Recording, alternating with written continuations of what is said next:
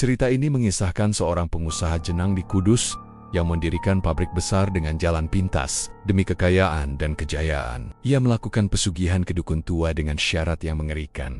Setiap beberapa waktu harus ada tumbal dari darah dagingnya sendiri atau dari karyawan pabrik. Kematian demi kematian mulai terjadi dengan cara yang tidak wajar, penuh teror, dan menyisakan misteri. Hingga akhirnya orang-orang yang penasaran mulai mendatangi pabrik itu. Tapi justru mereka ikut terseret dalam kengerian yang gak bisa dijelaskan dengan logika. Sebelum lanjut ke ceritanya, jangan lupa subscribe channel Mystery Story, tekan tombol like jika kalian suka dengan ceritanya. Dan silakan tulis di komentar jam berapa dan dari kota mana Anda menonton, dan pastikan tonton sampai selesai karena setiap detiknya penuh misteri yang belum pernah terpecahkan. Di sebuah desa kecil di Kudus, suasana malam biasanya tenang.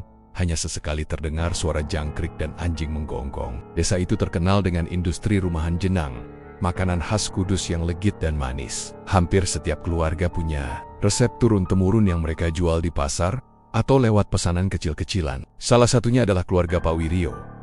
Dulu, Pak Wiryo hanyalah pedagang jenang kecil di pasar tradisional. Setiap pagi, istrinya membantu memasak jenang di dapur sederhana. Lalu mereka bawa dalam wadah plastik atau kertas minyak untuk dijual. Pembeli tetapnya lumayan banyak, tapi tetap saja hasilnya pas-pasan. Kadang cukup untuk makan, kadang harus ngutang ke tetangga buat beli bahan baku. Anak-anaknya pun sering jadi bahan ejekan karena dianggap miskin.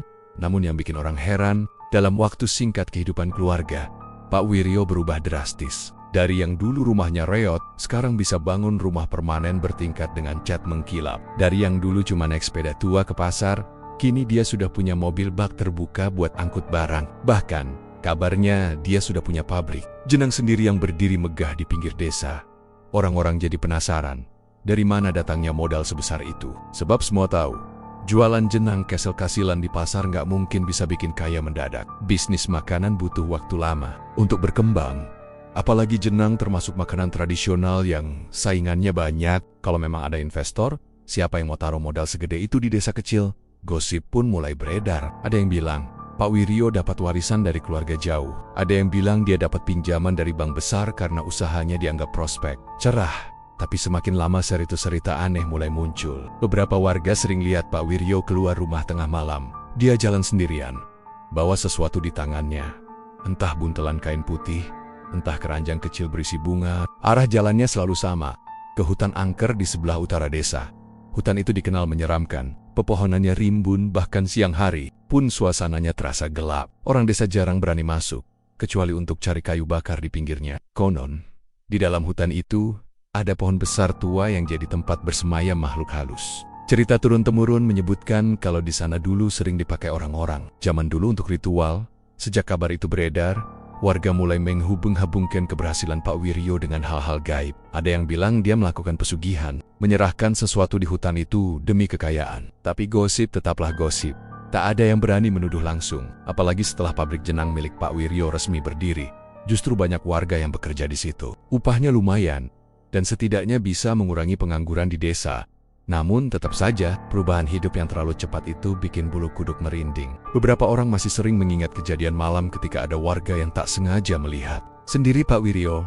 Malam itu, kira-kira jam 2 dini hari, Pak Wiryo terlihat membawa sesajen. Ada ayam hitam, kemenyan, dan bunga 7 rupa. Dia masuk ke dalam hutan tanpa rasa takut. Warga yang mengintip dari jauh ketakutan setengah mati, karena melihat dari kejauhan ada cahaya merah samar-samar di antara pepohonan. Seolah api kecil yang menyala tapi tak padam-padam. Warga itu buru-buru lari pulang. Sejak malam itu sakit panas tinggi selama beberapa hari. Seakan-akan ikut terbawa oleh sesuatu yang tak kasat mata. Pabrik jenang itu sendiri akhirnya resmi beroperasi. Bangunannya besar, ada cerobong asap, ada gudang luas, dan puluhan karyawan bekerja setiap harinya. Dari luar terlihat seperti pabrik normal. Truk keluar masuk membawa gula, santan, dan bahan baku lain. Di dalam, suara mesin dan tungku besar terdengar ramai. Tapi bagi sebagian karyawan, suasana di pabrik itu terasa aneh. Seorang mantan karyawan pernah cerita, pertama kali masuk kerja, dia sudah merinding karena suasana gudang gula selalu dingin, walaupun siang terik. Pernah sekali dia sendirian mengangkat karung, tiba-tiba merasa ada yang mengawasi dari balik tumpukan. Saat menoleh, jelas tak ada siapa-siapa. Tapi perasaan itu begitu nyata. Malam-malam ketika lembur, sering terdengar suara seperti orang menangis. Padahal semua pekerja sedang sibuk di ruang produksi. Sementara itu, penjualan jenang Pak Wiryo melesat pesat. Produknya masuk ke toko oleh-oleh besar, bahkan mulai dikirim ke luar Jawa.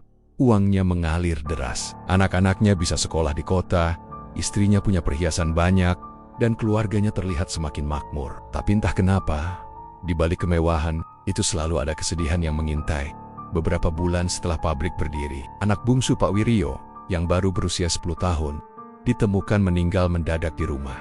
Katanya jatuh dari tangga, tapi anehnya, tangga itu cuma beberapa anak tangga pendek, mustahil bisa bikin leher patah seperti itu. Warga mulai berbisik-bisik, jangan-jangan itu adalah tumbal pertama dari pesugihan yang dilakukan. Pak Wiryo, kematian itu memang menyisakan banyak tanda tanya. Tidak ada yang berani bertanya langsung pada keluarga, karena Pak Wiryo dikenal dermawan dan sering bantu warga dengan uangnya. Tapi di balik senyum dan sedekahnya, selalu ada perasaan aneh setiap orang bertemu matanya. Seolah ada sorot tajam yang penuh rahasia, menyimpan sesuatu yang tidak boleh diungkapkan.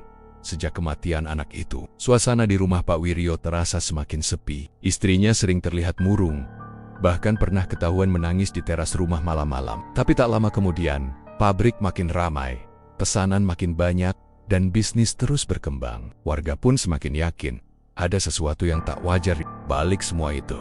Cerita demi cerita terus berkembang di desa. Ada yang bilang pernah melihat sosok hitam besar berdiri di atap pabrik tengah malam. Ada pula yang mengaku mendengar suara gamelan dari arah hutan angker, padahal tak ada yang sedang haid. Anak-anak kecil sering diperingatkan orang tuanya untuk tidak main dekat pabrik saat sore menjelang maghrib, karena katanya sering terlihat bayangan perempuan berambut panjang di sekitar pagar. Pak Wiryo sendiri tetap terlihat normal di mata orang. Dia masih datang ke pabrik setiap pagi, mengawasi karyawan, kadang bercanda dengan mereka. Tapi setiap malam Jumat Kliwon, dia selalu menghilang entah kemana. Warga menduga malam-malam itulah dia pergi ke hutan untuk melanjutkan perjanjian gaibnya. Perubahan hidup Pak Wiryo memang terlalu cepat dan terlalu besar. Dari pedagang jenang kecil di pasar tradisional, tiba-tiba jadi pengusaha sukses dengan pabrik megah. Dari yang dulu sering dihina karena miskin, sekarang dihormati banyak orang karena kaya. Tapi kekayaan itu seperti ada bayangan gelap yang terus mengintai dari belakang. Bayangan yang tak bisa dijelaskan dengan logika, tapi perlahan mulai menunjukkan tanda-tanda mengerikan. Warga desa semakin takut membicarakan hal ini. Kalaupun ada yang berani cerita, selalu dengan suara pelan, seolah takut ada yang mendengar. Tapi satu hal yang pasti, semua orang tahu bahwa awal mula kejayaan pabrik jenang di Kudus itu tidaklah biasa. Ada sesuatu di baliknya, sesuatu yang gelap, yang menuntut darah sebagai bayarannya. Dan semua itu dimulai dari malam-malam sunyi ketika Pak Wiryo berjalan sendirian ke hutan angker, membawa sesajen yang entah untuk siapa. Beberapa bulan setelah pabrik jenang itu resmi beroperasi, kehidupan keluarga Pak Wiryo tampak semakin makmur. Dari luar, semuanya terlihat baik-baik saja. Rumahnya makin ramai didatangi tamu, entah itu rekan bisnis atau tetangga yang minta bantuan. Pak Wiryo dikenal dermawan, suka memberi sembako kalau ada acara desa. Bahkan sering ikut menyumbang untuk pembangunan masjid. Seolah-olah ia ingin menutupi gosip yang sudah terlanjur beredar soal dirinya dan pabrik barunya.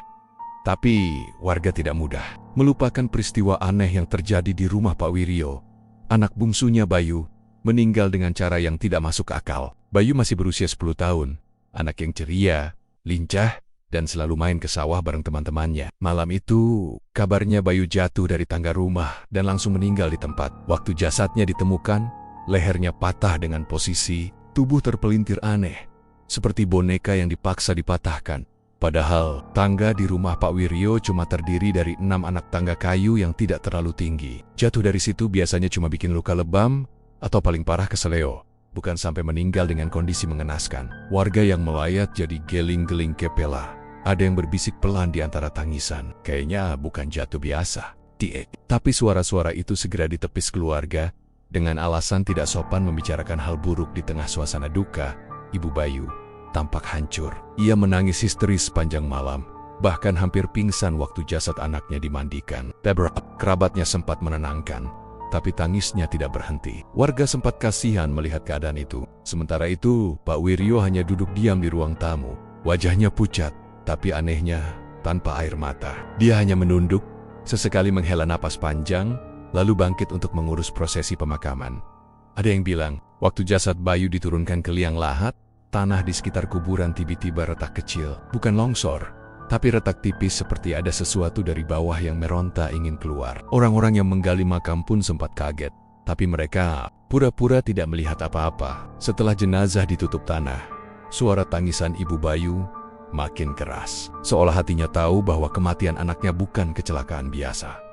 Sejak peristiwa itu, gosip tentang pesugihan semakin kencang. Banyak warga yakin Bayu adalah tumbal pertama dari perjanjian gaib Pak Wiryo.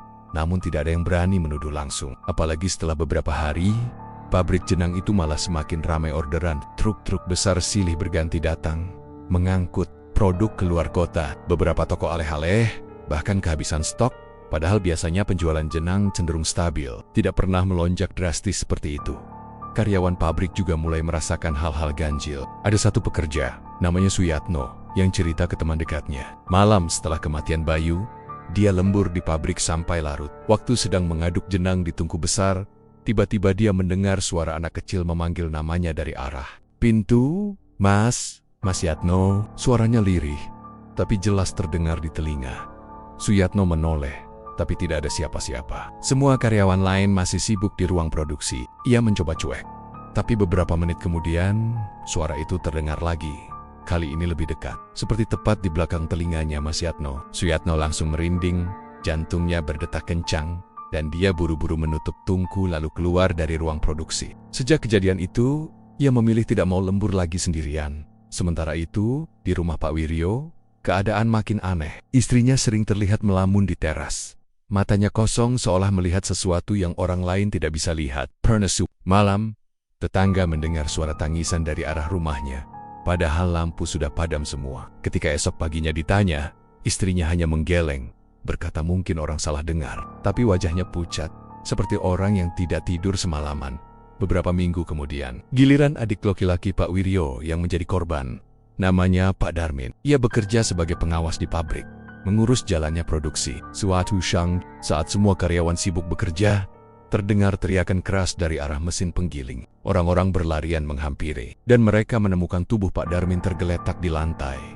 Menurut cerita, katanya dia tersengat listrik dari mesin yang sedang beroperasi. Tapi yang membuat semua orang bingung, setelah dicek, kabel mesin itu baik-baik saja. Tidak ada yang terbuka atau korslet. Mesin masih menyala normal tanpa gangguan. Anehnya lagi, tubuh Pak Darmin ditemukan dengan mata melotot. Mulut terbuka lebar seolah menjerit ketakutan sebelum mati. Karyawan panik. Beberapa berusaha memberi pertolongan, tapi nyawanya tidak tertolong. Dalam hitungan menit, Pak Darmin sudah meninggal. Suasana pabrik langsung kacau.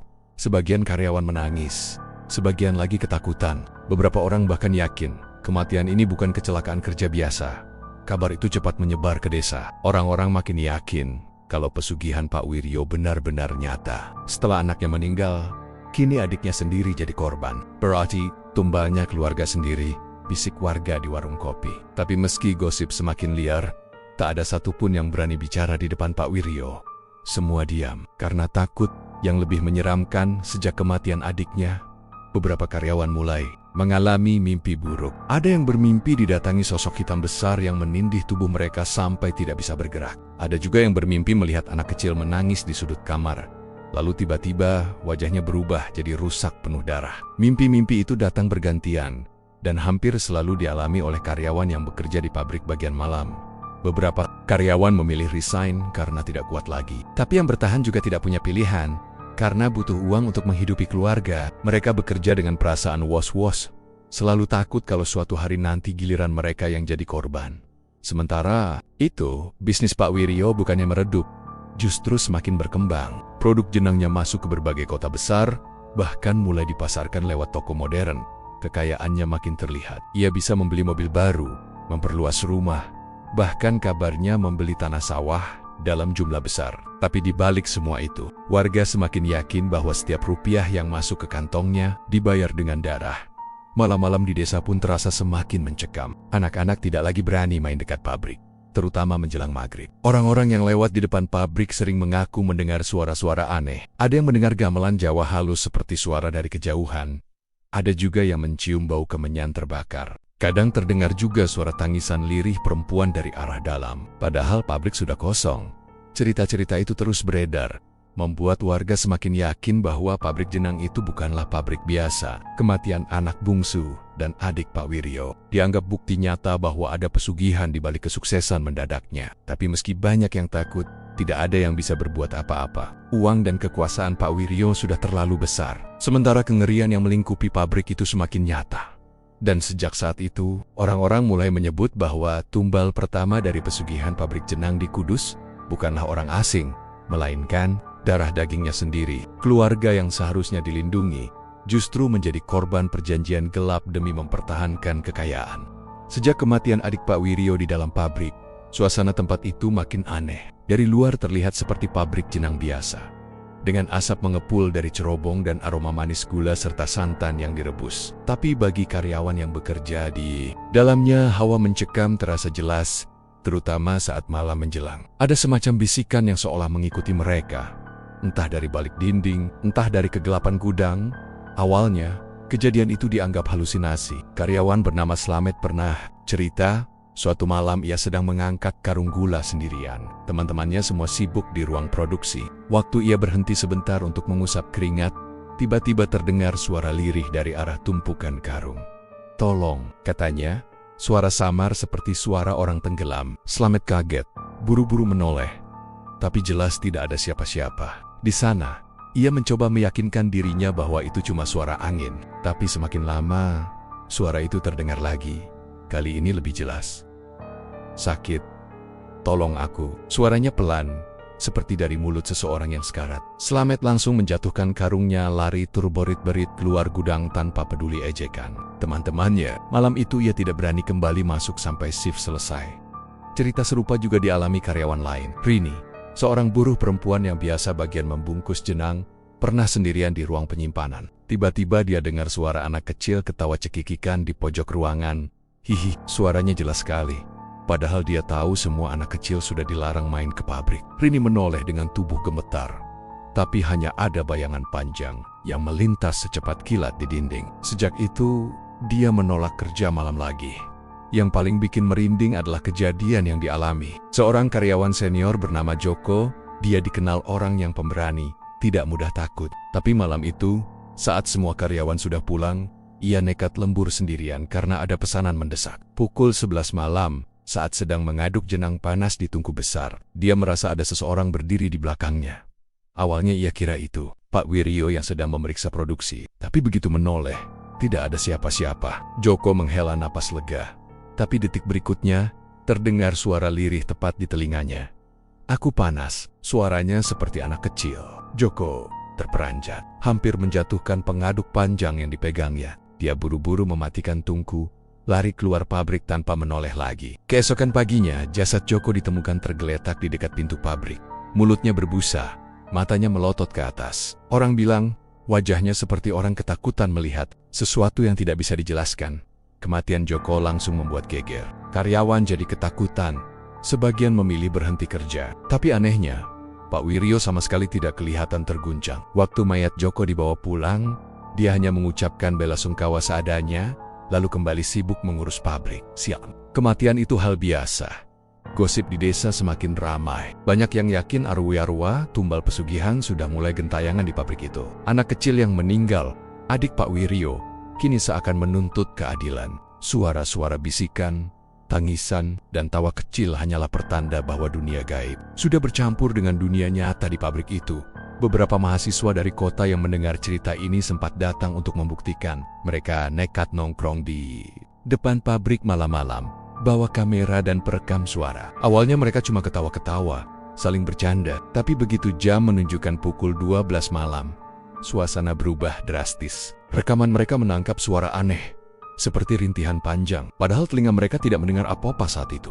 Salah satu dari mereka tiba-tiba histeris, menjerit ketakutan sambil menutup telinga. Katanya ada suara anak kecil berbisik, tepat di sampingnya, "Main sama aku." Mereka semua panik, buru-buru kabur meninggalkan lokasi. Setelah kejadian itu, mahasiswa yang kerasukan suara itu jatuh sakit berhari-hari. Badannya panas, matanya kosong, dan selalu mengigau memanggil nama seseorang yang tidak dikenal.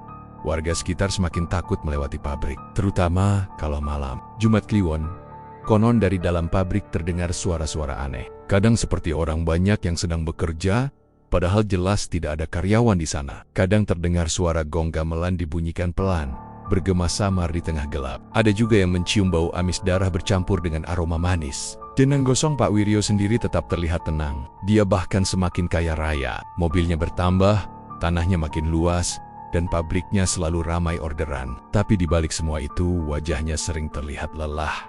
Matanya cekung, seperti orang yang kurang tidur. Beberapa orang bilang, itu karena tiap malam dia masih sering pergi ke hutan, membawa sesajen untuk memperpanjang perjanjiannya. Karyawan yang masih bertahan di pabrik bekerja dengan perasaan was-was. Mereka tahu ada sesuatu yang tidak beres, tapi apa daya, kebutuhan hidup memaksa mereka bertahan. Setiap kali ada yang mendengar bisikan atau melihat bayangan aneh, mereka hanya bisa pura-pura tidak tahu, tapi dalam hati, masing-masing selalu berdoa semoga tidak menjadi korban berikutnya. Lama-kelamaan, bisikan itu tidak hanya terdengar di pabrik, tapi juga sampai ke rumah beberapa karyawan. Ada yang mengaku mendengar suara orang menangis di dapur, malam-malam, padahal semua keluarganya sudah tidur. Ada juga yang tiba-tiba mendengar suara langkah kaki di belakang rumah. Tapi begitu dilihat, tidak ada siapa-siapa. Yang paling menyeramkan, ada seorang karyawan perempuan yang bermimpi didatangi Bayu, anak bungsu Pak Wiryo yang meninggal itu. Dalam mimpinya, Bayu duduk di pojok kamar dengan tubuh penuh darah, sambil berbisik lirih, "Aku panas, tolong aku." Perempuan itu terbangun dengan tubuh gemetar, lalu beberapa hari kemudian jatuh sakit keras tanpa sebab. Semua kejadian ini makin memperkuat keyakinan warga bahwa pabrik jenang di Kudus itu bukan pabrik biasa. Bisikan-bisikan yang sering terdengar hanyalah awal dari kengerian yang lebih besar. Orang-orang yakin, setiap kali ada suara aneh itu terdengar, akan ada korban baru yang jatuh. Entah dari keluarga Pak Wiryo, entah dari karyawan pabrik. Dan benar saja, setelah kematian Joko, beberapa kejadian mengerikan kembali terjadi, membuka jalan ke tragedi yang lebih kelam. Desa tempat pabrik jenang itu berdiri makin lama makin dipenuhi cerita-cerita yang bikin bulu kuduk berdiri. Orang-orang sudah terbiasa mendengar gosip tentang suara-suara aneh di dalam pabrik, tentang bayangan hitam yang muncul di malam hari, dan tentang karyawan yang meninggal dengan cara yang tidak wajar. Tapi ada satu cerita yang jarang diungkap terang-terangan karena dianggap rahasia besar. Perjanjian darah yang dilakukan Pak Wiryo, konon, semua itu bermula beberapa tahun sebelum pabrik berdiri. Saat itu, Pak Wiryo hanya pedagang jenang biasa. Hidupnya pas-pasan, anaknya sering sakit, istrinya kerap mengeluh karena uang selalu habis sebelum akhir bulan. Dalam keadaan terdesak itu, Pak Wiryo nekat mencari jalan pintas. Ia mendatangi seorang dukun tua yang tinggal di pinggir hutan angker. Orang-orang menyebutnya Mbah Karyo. Wajahnya penuh keriput, matanya cekung, tapi tatapannya tajam menusuk seolah bisa membaca isi hati siapa saja. "Kalau kamu ingin kaya, bisa. Tapi semua ada bayarannya," kata Mbah Karyo waktu pertama kali didatangi. Pak Wiryo yang putus asa mengangguk cepat. Ia sudah tidak peduli bagaimana caranya. Yang penting, hidupnya berubah. Mbah Karyo kemudian memberi syarat yang mengerikan. Ia berkata, ada makhluk besar yang bisa memberinya kekayaan melimpah. Tapi harus ada perjanjian darah. Setiap tahun harus ada nyawa dari darah dagingnya sendiri yang dikorbankan. Pak Wiryo terdiam, wajahnya pucat. Kalau aku tidak sanggup?" tanyanya pelan. Mbah Karyo hanya tersenyum miring. "Kalau tidak sanggup, kamu sendiri yang akan ditagih. Dan ingat, perjanjian ini tidak bisa dibatalkan." Malam itu juga, Pak Wiryo dibawa ke dalam hutan angker. Mereka berjalan jauh sampai ke sebuah pohon beringin besar yang usianya ratusan tahun. Di bawah pohon itu sudah ada lingkaran batu-batu kecil, seolah memang disiapkan untuk ritual. Bau kemenyan menusuk hidung, suara jangkrik seolah hilang, dan udara menjadi dingin menggigit. Mbah Karyo mulai membaca mantra dengan suara pelan tapi jelas. Kata-katanya seperti bahasa Jawa kuno yang tidak dimengerti. Setelah itu, ia menyuruh Pak Wiryo meneteskan darahnya sendiri ke atas batu. "Darahmu akan jadi tanda, tapi bukan cuma darahmu yang diminta. Setiap beberapa waktu, makhluk ini akan menagih lebih banyak," kata Mbah Karyo. Pak Wiryo dengan tangan gemetar menusukkan jarinya ke pisau kecil, meneteskan darah ke batu. Sejak malam itu, hidupnya benar-benar berubah. Dagangannya laris. Orang-orang tiba-tiba tertarik membeli jenangnya. Tak lama, ia bisa memperluas usaha. Hingga akhirnya berdirilah pabrik besar yang membuat orang kagum sekaligus curiga. Tapi perjanjian itu tidak berhenti di situ. Beberapa bulan kemudian, anak bungsunya meninggal dengan cara aneh. Lalu adiknya sendiri juga menjadi korban. Setiap kali ada kematian di keluarganya, bisnisnya justru semakin melesat. Itulah harga yang harus ia bayar. Namun perjanjian itu ternyata bisa diperpanjang dengan cara lain. Jika tidak mau mengorbankan keluarga, ia bisa mengganti dengan orang lain yang dekat dengannya. Mbah Karyo pernah berkata, "Kalau kamu pintar, tumbalnya bisa dari karyawanmu. Mereka juga bagian dari usahamu. Darah mereka bisa menggantikan darah keluargamu." Sejak itu, kematian karyawan di pabrik mulai terjadi satu persatu. Ada yang katanya kecelakaan kerja, ada yang meninggal mendadak tanpa sebab jelas. Tapi setiap kali ada korban, produksi pabrik tidak pernah terganggu. Justru makin ramai, makin banyak pesanan, makin banyak uang mengalir. Beberapa karyawan senior yang mulai curiga memilih mundur. Mereka tidak sanggup lagi bekerja di tempat yang seolah penuh arwah gentayangan, tapi sebagian lain tetap bertahan karena tidak punya pilihan. Gaji dari pabrik itu satu-satunya sumber nafkah, dan meski mereka takut, mereka memaksa diri untuk tetap bekerja. Warga desa sebenarnya sudah tahu, mereka bisa merasakan ada yang tidak beres, tapi siapa yang berani melawan? Pak Wiryo sudah terlalu berkuasa. Ia punya banyak uang, sering memberi bantuan, bahkan punya kenalan pejabat. Lagi pula, siapa yang mau menuduh tanpa bukti? Kalau salah-salah bicara, bisa jadi justru mereka yang kena celaka. Malam-malam di sekitar pabrik semakin terasa angker. Ada warga yang pulang dari hajatan lewat depan pabrik, mendengar suara gamelan Jawa samar-samar dari dalam. Mencium bau anyir bercampur kemenyan padahal tidak ada acara apa-apa. Pernah pula seorang pemuda nekat mengintip lewat celah jendela pabrik tengah malam. Katanya ia melihat sosok tinggi besar hitam pekat dengan mata merah menyala. Berdiri di tengah ruang produksi, dikelilingi bayangan-bayangan manusia yang terus bergerak tanpa henti. Pemuda itu jatuh sakit 3 hari setelahnya, badannya panas dan terus mengigau.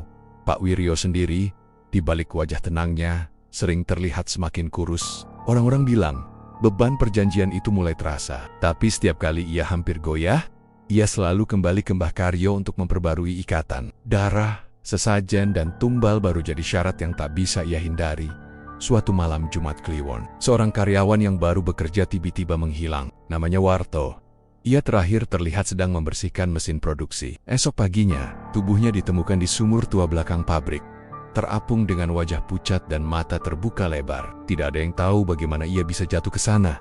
Padahal, sumur itu jarang dipakai dan letaknya agak tersembunyi. Kematian Warto membuat karyawan lain semakin ketakutan. Tapi anehnya, Pak Wiryo hanya berkata singkat, "Ini sudah takdir. Kita doakan saja." Lalu beberapa hari kemudian, pabrik mendapat kontrak besar dari sebuah perusahaan distributor di luar kota. Orang-orang makin yakin setiap korban yang jatuh adalah bagian dari perjanjian darah itu. Gosip makin ramai, tapi rasa takut membuat semuanya hanya dibicarakan pelan-pelan. Ada yang bilang, jika seseorang mendengar bisikan di dalam pabrik, berarti ajalnya sudah dekat. Ada juga yang percaya. Setiap malam Jumat Kliwon, Pak Wiryo kembali ke hutan membawa darah segar untuk menunaikan janjinya. Desa yang dulu tenang kini terasa mencekam. Anak-anak tidak lagi bermain di sekitar pabrik. Orang tua selalu menutup pintu ropet-ropet menjelang malam, seolah takut ada sesuatu yang masuk. Dan di tengah semua ketakutan itu, pabrik jenang milik Pak Wiryo tetap berdiri megah, beroperasi siang malam, seolah-olah tidak ada yang salah. Tapi di balik manisnya jenang yang dijual keluar kota, ada rasa pahit yang tak bisa dihapus. Rasa pahit dari darah yang menetes di setiap adonan, dari nyawa yang dikorbankan demi kekayaan. Semua orang tahu, tapi semua orang memilih diam. Karena mereka sadar ini bukan sekadar bisnis, melainkan perjanjian darah yang melibatkan sesuatu yang jauh lebih mengerikan. Dan itulah awal dari kengerian yang lebih besar. Karena setiap perjanjian, cepat atau lambat, pasti akan menagih balasan. Setelah kematian Warto, suasana pabrik jenang Pak Wiryo semakin terasa mencekam. Para karyawan bekerja dengan wajah pucat, gerak-gerik hati-hati, seolah setiap langkah bisa membawa mereka menuju ajal. Tidak ada lagi suara bercanda, tidak ada lagi tawa ringan saat istirahat. Yang terdengar hanya deru mesin produksi dan detak jantung yang berpacu cepat. Orang-orang di desa mulai membicarakan bahwa tumbal tidak hanya berasal dari keluarga Pak Wiryo, tapi juga dari para karyawannya sendiri. Semakin banyak yang meninggal, semakin ramai pula pembicaraan. Namun meski begitu, anehnya, pabrik tidak pernah kekurangan pekerja. Selalu saja ada orang baru yang datang melamar. Sebagian karena butuh uang, sebagian karena tidak tahu cerita menyeramkan di balik pabrik itu. Sore itu, seorang karyawan bernama Joko, yang sudah bekerja hampir 2 tahun, pulang dalam keadaan murung. Ia bercerita pada istrinya bahwa tadi siang, saat sedang mengaduk adonan, ia mendengar suara lirih memanggil namanya dari dalam mesin. Suara itu pelan sekali, hampir seperti bisikan. "Joko, Joko," begitu katanya. Istrinya langsung merinding, tapi Joko hanya menganggapnya halusinasi karena terlalu capek. Malamnya, Joko gelisah. Ia tidak bisa tidur, tubuhnya panas. Matanya terus melirik ke arah pintu. Istrinya melihat Joko sesekali bicara sendiri, seolah sedang menjawab seseorang. "Aku nggak mau, jangan ambil aku," katanya dalam keadaan setengah sadar. Sampai akhirnya menjelang subuh, Joko menjerit keras dan tubuhnya kaku. Ia meninggal dengan mata terbuka lebar, persis seperti Warto dulu. Berita kematian Joko membuat geger. Orang-orang di desa semakin yakin bahwa ada sesuatu yang salah di pabrik jenang itu. Tapi keluarga Joko hanya bisa pasrah. Mereka tidak berani menuntut apa-apa. Beberapa tetangga yang datang melayat bahkan hanya berbisik, pasti tumbal lagi. Beberapa minggu kemudian, giliran Siti, seorang karyawan perempuan yang tiba-tiba mengalami kejadian aneh. Ia sedang membersihkan ruangan penyimpanan bahan baku saat mendengar suara tangisan anak kecil. Padahal ruangan itu kosong. Siti mencari-cari, membuka kareng-kareng gula dan kacang, tapi tidak ada siapa-siapa. Begitu ia menoleh ke pintu, ia melihat sosok anak kecil berwajah pucat, matanya hitam pekat, berdiri sambil menatapnya. Siti menjerit histeris, lalu pingsan. Sejak kejadian itu, Siti jatuh sakit. Tubuhnya kurus dalam waktu singkat, wajahnya pucat, matanya cekung. Dokter tidak bisa menemukan penyakitnya, seperti habis dihisap tenaganya, kata salah satu perawat. Tidak lama kemudian Siti meninggal. Kematian demi kematian ini seolah sudah jadi rutinitas di pabrik. Warga desa sudah terbiasa mendengar kabar duka dari para pekerja. Tapi yang membuat bulu kuduk merinding adalah pola yang selalu sama. Setiap kali ada karyawan meninggal, pabrik mendapat pesanan besar dari luar kota. Seolah nyawa yang hilang langsung diganti dengan rezeki yang berlipat. Orang-orang di desa mulai takut lewat depan pabrik malam-malam. Mereka bilang sering terlihat bayangan hitam berdiri di atap gedung. Ada juga yang mendengar suara gamelan Jawa, lengkap dengan suara sinden. Padahal di dalam pabrik sepi. Beberapa warga yang penasaran mencoba mengintip lewat celah, tapi hampir semuanya jatuh sakit setelah itu. Seolah ada kutukan bagi siapapun yang mencoba tahu. Terlalu banyak karyawan yang masih bertahan bekerja dengan penuh ketakutan. Mereka tahu bisa saja giliran mereka berikutnya. Namun kebutuhan hidup memaksa mereka menutup mata. Ada yang bilang, sebelum seseorang meninggal di pabrik itu, ia akan menerima tanda. Tanda itu bisa berupa bisikan, bisa juga penampakan. Dan begitu tanda itu datang, ajal sudah tidak bisa dihindari suatu malam. Seorang karyawan bernama Sugeng mendapat giliran jaga lembur. Ia sendirian di ruang produksi, hanya ditemani suara mesin yang berdengung. Tiba-tiba ia mencium bau anyir yang sangat menyengat. Sugeng menoleh ke arah mesin, dan hampir tidak percaya dengan apa yang ia lihat. Dari dalam mesin, keluar cairan merah kental yang baunya persis seperti darah. Sugeng menjerit, mundur, tapi kakinya terpeleset, dan tubuhnya terseret masuk ke arah mesin yang berputar. Esok paginya, tubuh Sugeng ditemukan sudah hancur, bercampur dengan adonan jenang. Kematian Sugeng membuat semua orang syok, tapi yang lebih menyeramkan, esoknya pabrik tetap beroperasi seperti biasa. Jenang tetap diproduksi, tetap dijual keluar kota, seolah tidak ada apa-apa. Tidak ada yang tahu apakah jenang itu masih bercampur dengan darah Sugeng atau tidak. Yang jelas, para pembeli tetap ramai, bahkan semakin banyak.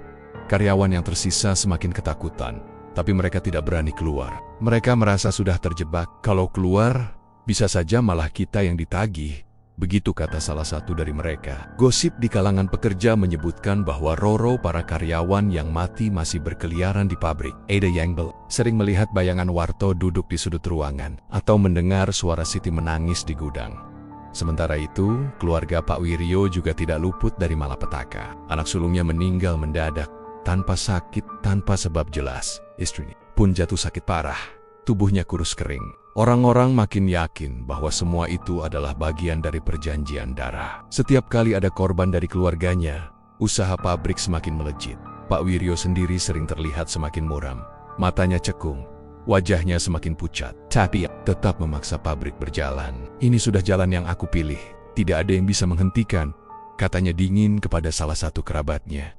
Warga desa mulai merasa resah. Mereka takut giliran tumbal bukan hanya dari keluarga atau karyawan, tapi juga warga sekitar. Beberapa orang bahkan percaya setiap kematian di desa yang tidak wajar ada kaitannya dengan pabrik jenang itu.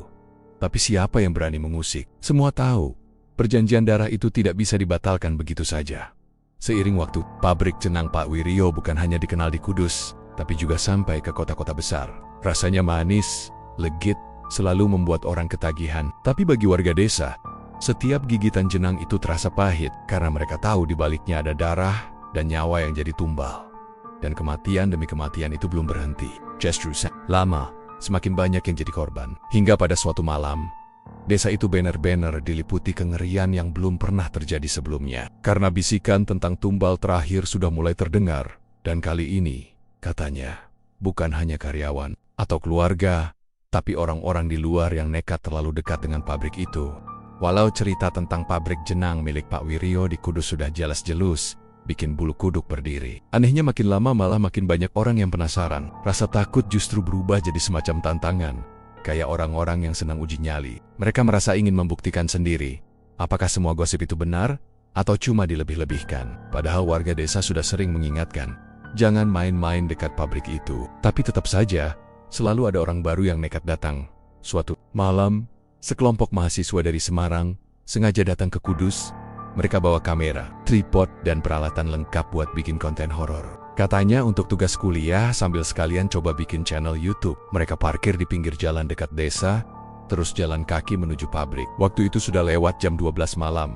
Suasana sunyi, hanya suara jangkrik dan sesekali gonggongan anjing. Dari jauh, bangunan pabrik terlihat gelap. Hanya beberapa lampu redup yang masih menyala di pojokan. Ayo, kita bikin opening dulu di depan pagar, kata salah satu mahasiswa. Mereka berdiri di depan gerbang besi besar yang sudah berkarat. Kamera dinyalakan, wajah mereka kelihatan tegang tapi sok berani. Kita sekarang ada di depan pabrik jenang angker di Kudus, katanya. Banyak korban tumbal di sini. Malam ini, kita akan masuk buat buktiin sendiri, ucap salah satu dengan suara lantang. Mereka akhirnya nekat masuk lewat pagar samping yang bolong. Begitu melangkah ke dalam area pabrik, hawa mendadak berubah. Angin dingin bertiup, baunya anyir bercampur kemenyan. Salah satu dari mereka spontan bergidik. Serius, baunya aneh banget, katanya. Tapi yang lain cuma tertawa menutupi rasa takut. Mereka terus merekam sambil jalan ke arah bangunan utama. Kamera menangkap lorong gelap, mesin tua berdebu, dan dinding yang catnya mulai mengelupas. Tapi yang bikin merinding, saat kamera diputar, ada bayangan hitam bergerak cepat di ujung lorong. Salah satu mahasiswa melihatnya jelas. Tapi saat ditunjukkan ke layar kamera, bayangan itu hilang. Mereka makin penasaran, masuk lebih dalam lagi. Sampai akhirnya, salah satu dari mereka mendengar suara gamelan pelan, lengkap dengan suara sinden. Lirih, denger nggak? Katanya panik. Mereka berhenti, saling pandang, suaranya makin lama makin jelas. Seperti ada pertunjukan wayang di dalam pabrik tengah malam itu. Tiba-tiba, salah satu kamera jatuh sendiri dari tripod. Padahal tidak ada yang menyentuh. Lampu kamera berkedip-kedip, lalu mati total. Mahasiswa yang pegang kamera cadangan buru-buru menyalakan ponsel, tapi layar ponselnya cuma menampilkan gambar hitam dengan bayangan mata merah yang menatap tajam. Semua panik, berlari keluar tanpa sempat ambil peralatan. Besoknya, warga desa menemukan tripod, kamera, dan tas yang tertinggal di dalam pabrik. Tapi anehnya, tidak ada satupun dari mahasiswa itu yang pulang. Hilang tanpa jejak. Keluarganya melapor ke polisi, tapi pencarian tidak menemukan apa-apa. Seolah-olah mereka ditelan bumi. Warga yakin mereka sudah jadi tumbal baru. Cerita mahasiswa hilang itu menyebar cepat. Bukannya membuat orang takut, malah bikin makin banyak yang penasaran. Ada YouTuber horor terkenal yang datang beberapa minggu kemudian. Dia live streaming di depan pabrik, ditemani dua temannya. Guys, kita sekarang di Kudus, di pabrik jenang angker yang katanya banyak tumbal. Kalau kalian berani, stay tune, jangan di-skip, katanya dengan gaya santai.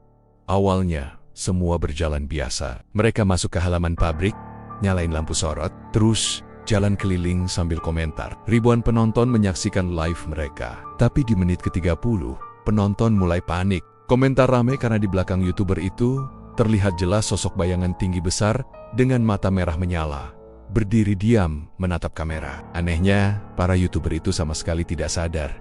Komentar terus membanjir. Belakangmu, Eda, pocong gede banget. Ada bayangan hitam, tapi mereka mengira penonton bercanda. Beberapa menit kemudian, suara gamelan lirih masuk ke dalam mic kamera.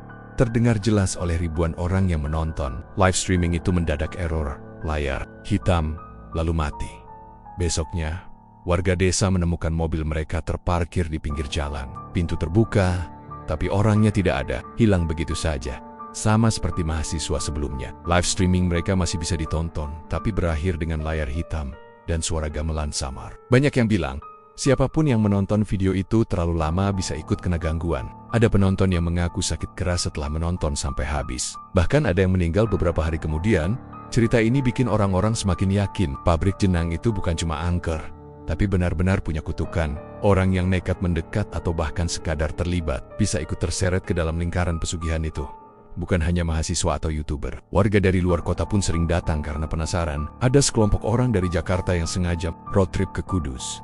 Mereka bilang ingin lihat langsung pabrik angker yang viral. Siang hari mereka datang, selfie di depan gerbang, tertawa-tawa lalu pulang. Tapi anehnya, salah satu dari mereka jatuh sakit begitu sampai rumah. Panas tinggi, menggigil, dan terus mengigau menyebut kata jenang. Jenang, jenang. Dalam waktu seminggu, ia meninggal. Warga desa makin yakin pabrik itu sudah jadi tempat bersemayamnya arwah penasaran. Mereka tidak suka diganggu, apalagi dijadikan bahan candaan. Setiap orang yang masuk dengan niat main-main pasti akan kena akibat. Bahkan ada cerita, seorang wartawan lokal yang ingin menulis artikel investigasi ikut mendatangi pabrik itu malam-malam. Ia membawa kamera profesional dan catatan. Tapi saat masuk, ia tidak pernah kembali. Beberapa bulan kemudian, kameranya ditemukan di tepi sungai jauh dari desa. Saat dicek, ada beberapa foto terakhir, gambar dinding penuh bercak darah, bayangan hitam besar, dan terakhir, foto wajah wartawan itu sendiri dengan mata membelalak ketakutan. Sejak saat itu, warga desa semakin menutup diri. Mereka tidak mau lagi melibatkan diri dengan orang luar yang penasaran. Kalau ada orang datang bertanya, mereka hanya menggeleng dan menyuruh pulang. Jangan dekati pabrik itu kalau masih sayang nyawa. Begitu kata mereka. Tapi entah kenapa rusa peniseran. Orang-orang seolah tidak ada habisnya. Semakin banyak korban hilang, semakin ramai yang datang. Pabrik jenang itu seperti magnet, menarik orang-orang untuk datang meski tahu risikonya. Dan yang lebih menyeramkan, orang yang sekadar mendengar ceritanya pun sering merasa ikut terbawa. Ada yang bermimpi buruk, ada yang mendengar suara gamelan di kamar sendiri. Bahkan ada yang melihat bayangan hitam melintas di sudut rumah setelah membaca kisahnya. Seolah-olah pabrik itu punya cara untuk menjangkau siapa saja yang tahu tentang rahasia. Tidak peduli dekat atau jauh, siapapun bisa kena imbasnya. Karena perjanjian darah yang dilakukan Pak Wiryo tidak hanya mengikat dirinya, keluarganya, dan karyawannya, tapi juga siapa saja yang berani ikut campur. Dan semakin lama semakin banyak orang yang penasaran. Padahal mereka tidak tahu, pabrik itu bukan sekadar bangunan kosong, melainkan gerbang ke dunia lain yang haus darah dan tidak pernah kenyang. Malam itu suasana desa di Kudus terasa berbeda. Angin bertiup lebih kencang dari biasanya. Pohon-pohon bambu di sekitar jalan bergemerisik seperti bisikan orang beramai-ramai. Langit mendung gelap, tanpa bintang, tanpa rembulan. Warga desa sudah terbiasa dengan hawa angker di sekitar pabrik jenang milik almarhum Pak Wiryo. Tapi malam itu, entah kenapa bulu kuduk mereka berdiri lebih kuat dari biasanya. Seperti ada sesuatu yang akan terjadi. Sekitar tengah malam, tiba-tiba terdengar suara ledakan dari arah pabrik. Disusul cahaya merah menyala membelah langit gelap. Api mendadak muncul, menjilat tinggi dari atap bangunan tua itu. Warga yang rumahnya dekat panik, sebagian keluar membawa ember, sebagian hanya mengintip dari balik jendela. Tapi anehnya, tak seorang pun berani benar-benar mendekat dari keyohan. Kobaran api itu tampak aneh. Api bukan sekadar menyala karena kayu atau bensin, tapi berwarna merah kehitaman, kadang bercampur hijau kebiruan, seperti api neraka. Asap hitam tebal membumbung ke langit, baunya menusuk hidung. Bukan hanya bau terbakar, tapi ada aroma amis, bercampur anyir darah. Warga yang menonton dari jauh menutup hidung sambil berbisik takut. Astagfirullah. Baunya kayak jenang gosong, tapi ada amis darah, kata seorang bapak dengan wajah pucat. Yang lain menimpali, kayak ada sesuatu di dalam sana yang kebakar. Tapi bukan manusia biasa. Tak lama kemudian, dari dalam kobaran api terdengar suara jeritan melengking. Jeritan itu jelas suara manusia, tapi lebih mirip rintihan orang disiksa. Padahal semua orang tahu, sejak kasus mahasiswa dan YouTuber hilang, pabrik itu sudah lama ditutup. Tidak ada karyawan lagi yang bekerja. Jadi, siapa yang menjerit-jerit di dalam sana? Jeritan itu makin lama makin banyak. Seperti suara puluhan orang berteriak bersamaan. Ada yang memanggil minta tolong, ada yang menangis, ada yang hanya merauk. Kesik. Warga yang mendengar suara itu langsung gemetar. Sebagian sampai lemas dan jatuh terduduk. Ya Allah, itu suara siapa? Bisik seorang ibu sambil menangis. Dan yang lebih mengerikan, di tengah kobaran api, beberapa warga bersumpah melihat sosok hitam raksasa berdiri tegak. Tingginya hampir menyamai atap pabrik. Matanya merah menyala. Wajahnya samar tertutup asap, tapi jelas terlihat mulutnya terbuka lebar, seolah sedang menertawakan penderitaan yang terjadi. Sosok itu berdiri lama, kemudian menggerakkan tangannya seperti menggapai sesuatu dari dalam kobaran api. Ada yang bilang, itu makhluk gaib yang selama ini jadi penjaga perjanjian pesugihan Pak Wiryo. Kini ia menagih janji, mengumpulkan semua arwah tumbal yang pernah dipersembahkan di sana. Dan jeritan-jeritan itu adalah suara roh-roh korban yang ditarik kembali ke neraka untuk jadi santapan.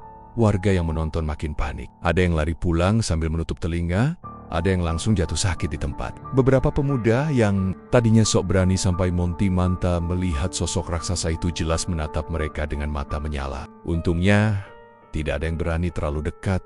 Api itu terus membesar sampai dini hari. Aneh, walau kobarannya luar biasa, tidak ada satupun mobil pemadam yang datang. Padahal jaraknya tidak terlalu jauh dari kota. Konon katanya, ada yang melapor ke pemadam. Tapi mobil-mobil itu entah kenapa mogok semua saat hendak berangkat. Seolah ada kekuatan yang memang tidak mengizinkan api itu dipadamkan. Menjelang subuh, api tiba-tiba padam dengan sendirinya. Tidak ada air, tidak ada hujan, tidak ada orang yang memadamkan. Pabrik jenang itu tinggal puing-puing hitam. Sebagian dinding roboh, atapnya habis, hanya tersisa kerangka besi hangus. Tapi anehnya, tidak ada satupun mayat yang ditemukan. Tidak ada tulang, tidak ada abu manusia. Padahal suara jeritan yang terdengar semalaman begitu jelas. Warga makin yakin, semua jeritan itu bukan manusia hidup, melainkan arwah korban pesugihan yang selama ini terperangkap di dalam. Malam kebakaran itu adalah malam panen, malam di mana makhluk penagih janji mengambil semua tumbal sekaligus. Setelah kejadian itu, desa Kudus tempat pabrik itu berada makin diselimuti teror. Orang-orang tidak berani lewat jalan dekat pabrik. Kalau malam, bahkan siang hari pun masih ada hawa aneh. Beberapa warga yang rumahnya dekat sering mengeluh masih mencium bau gosong bercampur amis darah setiap malam. Jumat, kadang terdengar suara mesin pabrik berputar sendiri, padahal jelas-jelas bangunannya. Sudahan, suara itu bergema seperti orang sedang mengaduk jenang dalam wajan raksasa. Ada juga yang mengaku mendengar suara gamelan lirih dan sinden dari arah puing-puing. Suara itu biasanya muncul menjelang tengah malam. Beberapa orang nekat coba merekam suara tersebut, tapi anehnya, rekamannya hanya berisi suara tangisan dan bisikan yang menyebut nama mereka sendiri. Orang yang mendengar rekaman itu biasanya jatuh sakit tidak lama kemudian. Cerita tentang pabrik jenang terbakar ini makin menyebar ke luar kota. Banyak orang luar yang makin penasaran, datang hanya untuk lihat puing-puingnya. Tapi sama seperti dulu, ada saja yang kena musibah setelah pulang. Ada yang kecelakaan misterius, ada yang mendadak sakit keras, bahkan ada yang meninggal tiba-tiba tanpa sebab jelas. Seolah-olah meski pabrik itu sudah hancur, kutukannya masih hidup dan terus mencari korban baru yang lebih menyeramkan lagi. Beberapa orang yang sekadar mendengar cerita atau membaca kisah pabrik itu sering mengaku merasa ikut terbawa suasana mencekam. Ada yang bermimpi buruk berulang kali melihat kobaran api dan sosok hitam bermata merah. Ada yang tiba-tiba mencium bau jenang gosong di kamar sendiri. Bahkan ada yang merasa ditatap dari sudut gelap rumah mereka saat mendengar cerita ini. Seolah-olah arwah-arwah tumbal itu masih gentayangan, mencari jalan untuk menjangkau siapapun yang berani mengusik, walau hanya dengan rasa penasaran. Mereka seperti tidak rela dilupakan. Setiap kali nama pabrik jenang itu disebut, energi mereka bangkit, mendekat, dan menempel pada siapapun yang mendengarnya. Sampai sekarang, puing-puing pabrik itu masih ada. Tidak pernah dibongkar, tidak pernah dibangun ulang. Tanahnya dianggap terkutuk. Bahkan tukang-tukang bangunan yang pernah coba meratakan puing itu, kabarnya selalu mendapat musibah. Ada yang jatuh dari atap, ada yang mendadak jatuh sakit, ada yang keluarganya kena bencana. Akhirnya, proyek perataan itu dihentikan. Dibiarkan begitu saja. Warga desa hanya bisa pasrah. Mereka sudah tidak berani mendekat, apalagi mengusik. Setiap lewat jalan dekat situ, mereka lebih memilih menunduk, mempercepat langkah, atau membaca doa dalam hati. Tidak ada yang berani bercanda atau foto-foto di sana. Semua tahu, arwah tumbal pesugihan itu masih berkeliaran, mencari siapa saja yang berani mengganggu ketenangan mereka.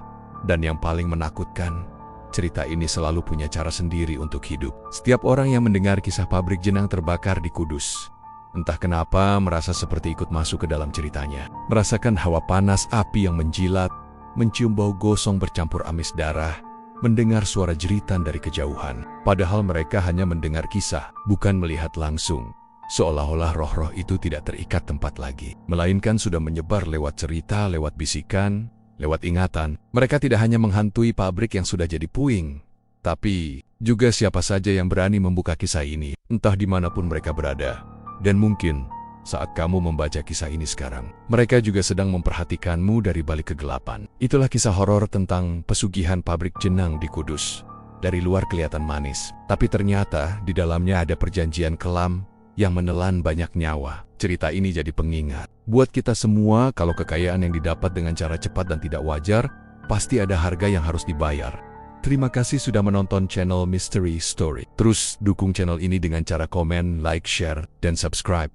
Mohon maaf jika ada kesamaan nama tokoh, tempat kejadian ataupun cerita, itu adalah kebetulan semata.